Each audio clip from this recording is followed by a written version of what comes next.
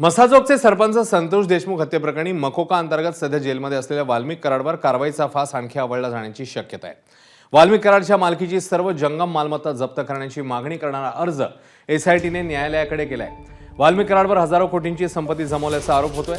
विविध भागातील कराडच्या मालमत्तेची सर्व संभाव्य माहिती एकत्र केली जात असून त्यांचा रेकॉर्ड समोर येताच आणखी मालमत्ता जप्त केल्या जातील अशी सूत्रांची माहिती आहे।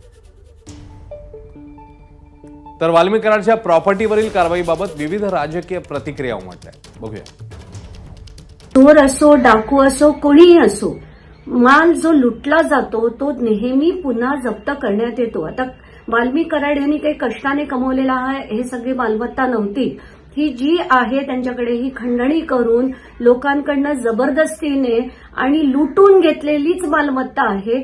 त्यामुळे ही सगळी मालमत्ता जप्त केली पाहिजे। ती मागणी मी स्वतःच केलेली होती। सगळ्यात अगोदर प्रॉपर्टी अटॅचमेंट केल्याशिवाय या लोकांचे धागेदोरे नीटनाटके कळणार नाहीत।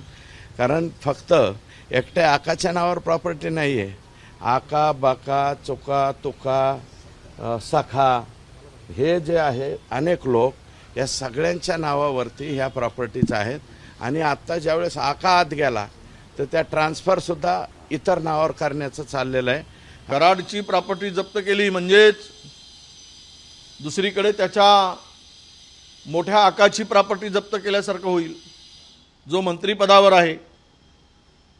पण ते केलं पाहिजे अशी आमची त्याला सहमतीच आहे आणि हा चांगला निर्णय होईल असं मला वाटतं। इतर सुद्धा काही लोक आहेत, त्यांच्या संपत्तीवरती जप्तीच्या नोटीस आल्या होत्या, जे आता भाजपमध्ये गेले।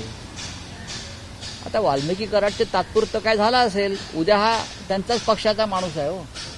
प्रफुल्ल पटेल यांची संपत्ती जप्त झाली होती ना 350 कोटीची, आणि अख्खी यादी आहे कोणाकोणाची संपत्ती जप्त झाली होती आणि मग भाजपमध्ये गेल्यावर कशी मोकळी झाली।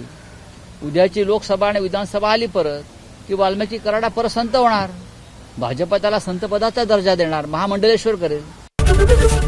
एबीपी माझा, उघडा डोळे बघा नीट।